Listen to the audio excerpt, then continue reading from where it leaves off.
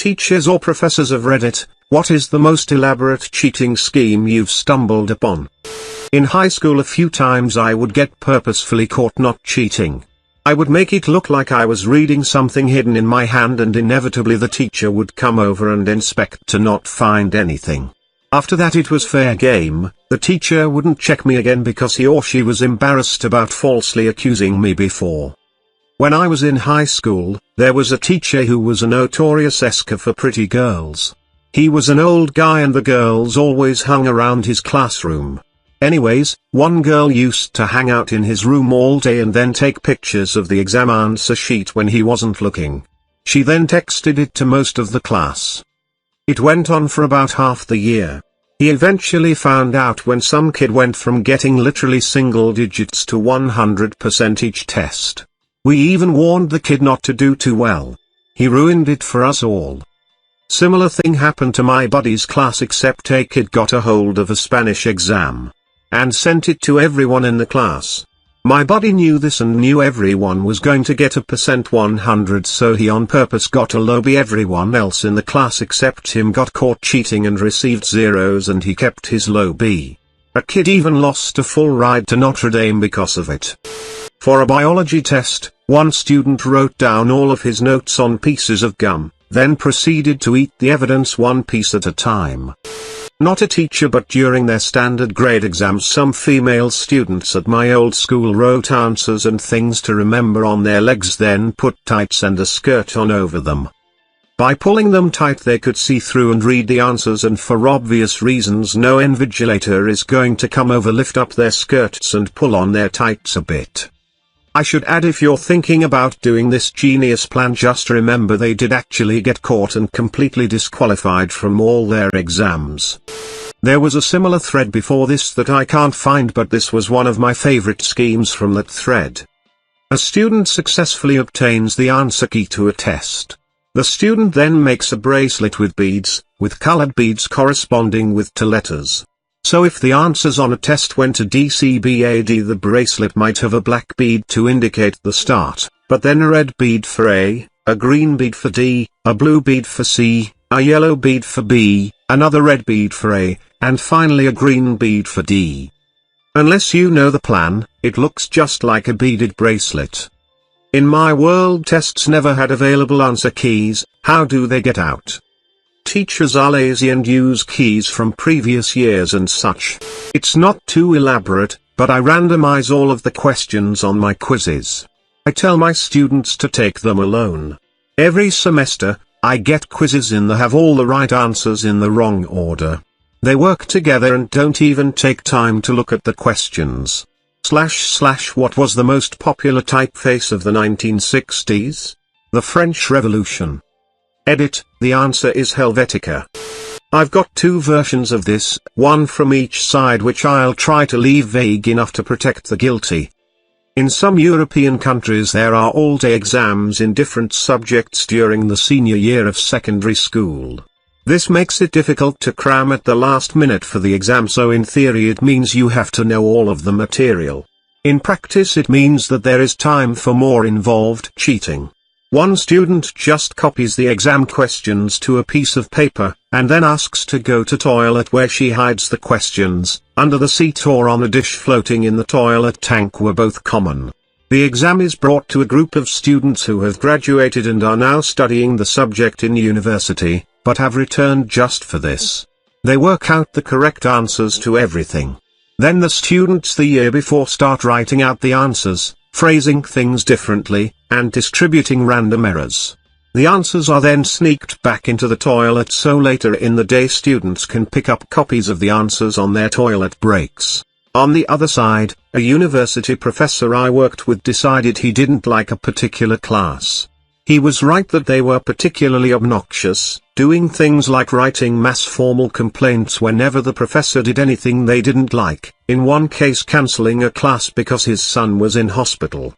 While nothing came from the complaints, the department chair insisted that there was a formal investigation process, which wasted a lot of the professor's time.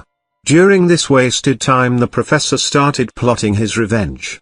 For the final exam, He made multiple different versions with subtly different questions. An 8 in one might be a 3 in another, or 41 might be 4.1. The questions were all clear enough that there was no way a student could argue they had misread it, but you couldn't be sure of the difference from a distance. Then the answers were multiple choice and you had to write the letter in a large box on one side of the paper. He then carefully handed out the exams in a pattern so that there was at least one question where everyone a student could see would have the same letter answer, but it would be different from what this student had. His final insurance was a hidden video camera. In the end the professor had an ironclad case that more than 80% of the class had cheated on the exam.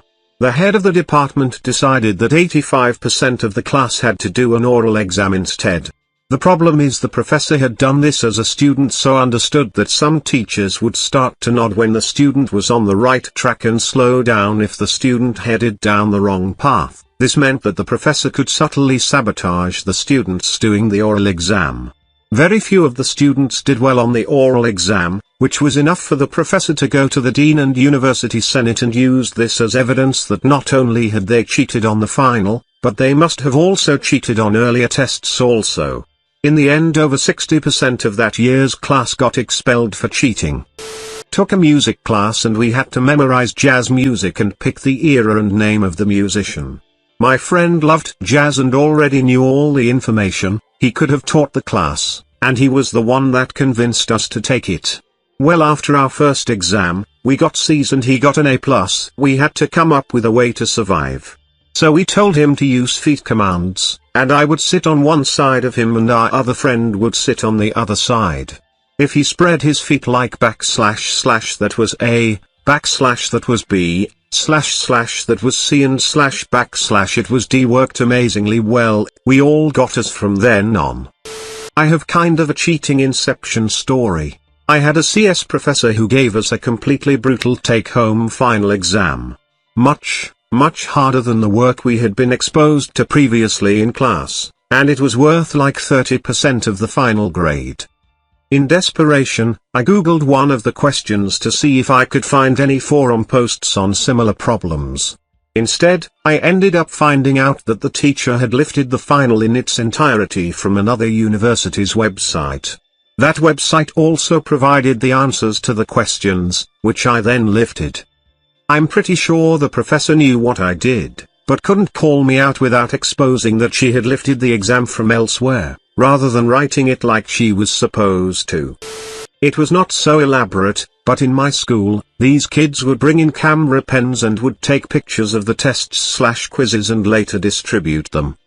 The teachers didn't notice the students holding their pens high above their papers until about 2 weeks later.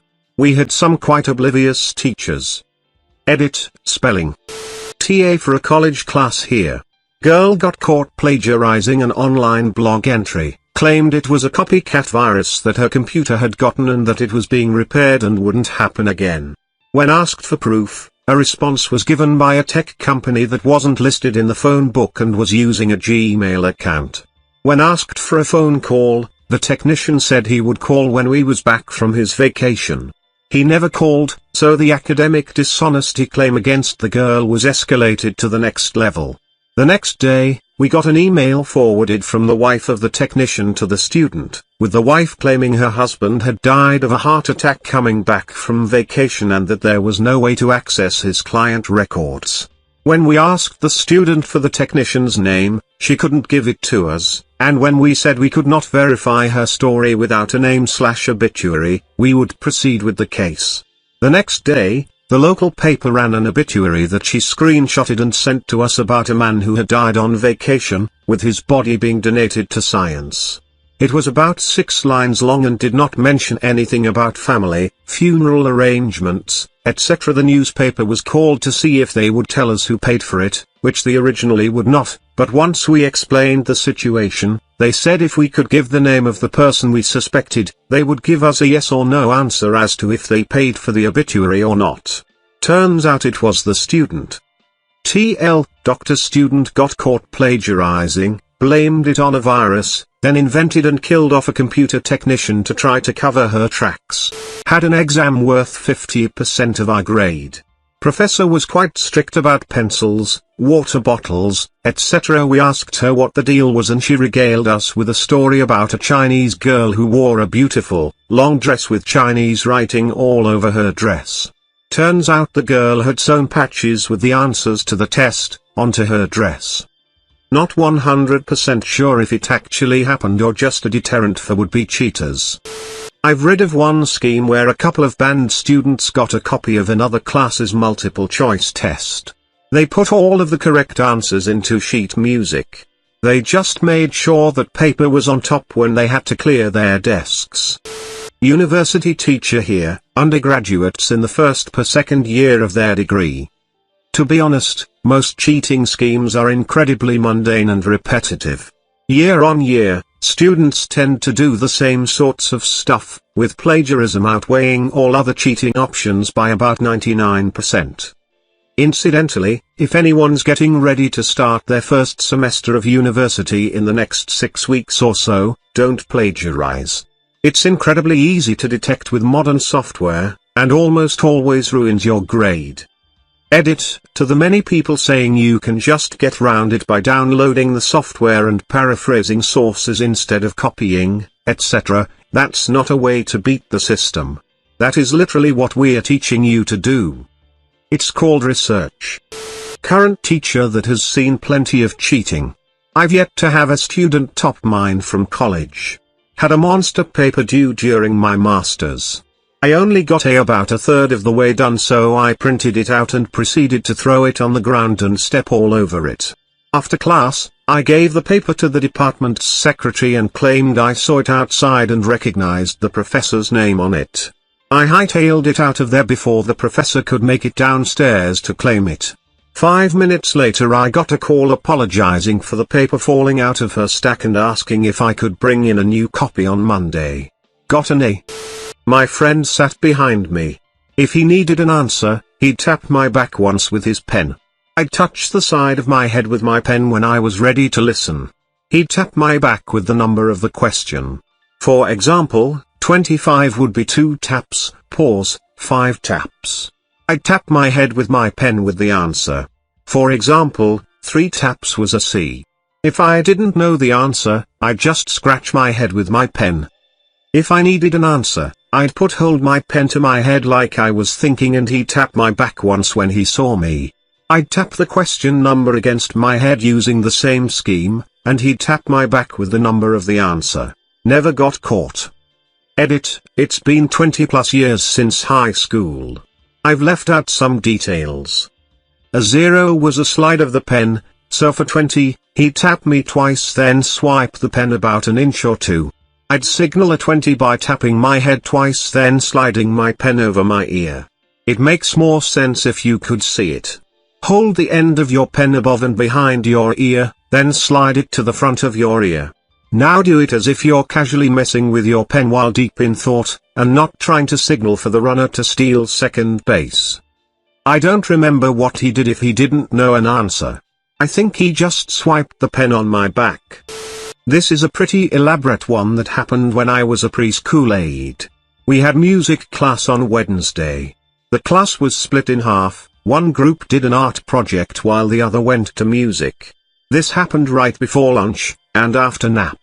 So one group would go to art before lunch and then wake up from nap and go to music. Well, one boy who we will call Music Hater, or MH, hate music, hence the name. His friend, who we will call Music Lover /ML, loved music. So during nap time they switched clothes so MH wouldn't have to go to music. He woke up and ML could go to music twice. They thought that if they changed clothes we would think MH was ML. I let MH skip music and do art twice because I was just impressed that they were able to switch clothes without us teachers noticing. When I was a student, I would cheat during tests where we had to memorize entire paragraphs, not sure what good that did. Basically, the day before, I will write the whole passage really hard on the pad of paper I will be using. Since I sit near the window, the light makes it easy to see the depression in the paper. Edit, wow, RIP my inbox. Anyway, for people asking why I get to use my own paper, it's not a nationwide kind of test. It's a weekly test my teacher does, but it's still important to do well for it because she factors the score into a percentage of our grades. We had a test like that, but it stretched over 2 days. Night before the second day I wrote down my story, put it in my pocket and just walked into class with it. Edit, to everyone asking why my teacher didn't care it was folded, I didn't hand the folded paper in, I copied it again onto some nicer paper the teacher provided in class. Everyone had scrap paper on their desk they used to put ideas down, so it didn't look very suspicious. I haven't worked on a class large enough, but I've heard tell of an Asian flying V. The name suggests it's more common among groups of students from countries with looser academic honesty codes. The smartest student sits in the front row of the auditorium. 2 more sit in the next row up to the left and right of the smartest. So as the smartest student answers questions, the dumber students sitting in a sight line can pass the answers back up the row. I suck at stories, but I'll try anyways. In college I would work on things in a particular computer lab in the same building almost every day. Throughout the semester I noticed my professor of a different class, by different I mean one that didn't assign the work I was usually working on, would come in before every test and use the exact same computer to email a copy of the test to himself. Well, at this time I thought it would be cool to see if I could keylog his password, open his email, save the test, and then mark his email as unread. I had in my possession a hardware keylogger that I planned to put on the computer the day he would be using it and save the test. In the computer lab they had cameras which I assume was to catch a thief of hardware. Well, I decided if they suspected someone tampering the computer they would check the tapes. So early in the semester I decided to use his computer and pretend having trouble with the keyboard I was using, walk behind it to the tower and adjust the cord to make it work again, and planted my device.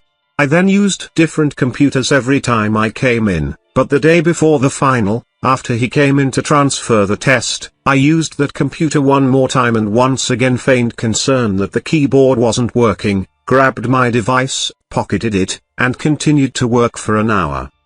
Later that night, I had a friend drive me around to find an unsecured Wi-Fi. Before we left the house I changed my hardware MAC address on my laptop, used a bare-bones Firefox to ensure a minimal/generic browser footprint, logged into his email, downloaded the test, and then marked it as unread.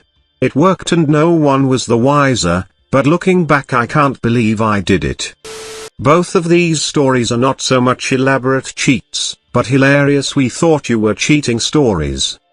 Had a student asking to go to the bathroom repeatedly during the exam. TA followed student in to see what stall they were using, and when the student left, searched the stall for notes. Instead, found a bag of Coke. Thought it might be a coincidence. Pulled the student's exam afterwards and it made absolutely no sense. Student was doing lines during the exam and wrote perhaps the most insane thing I've ever read.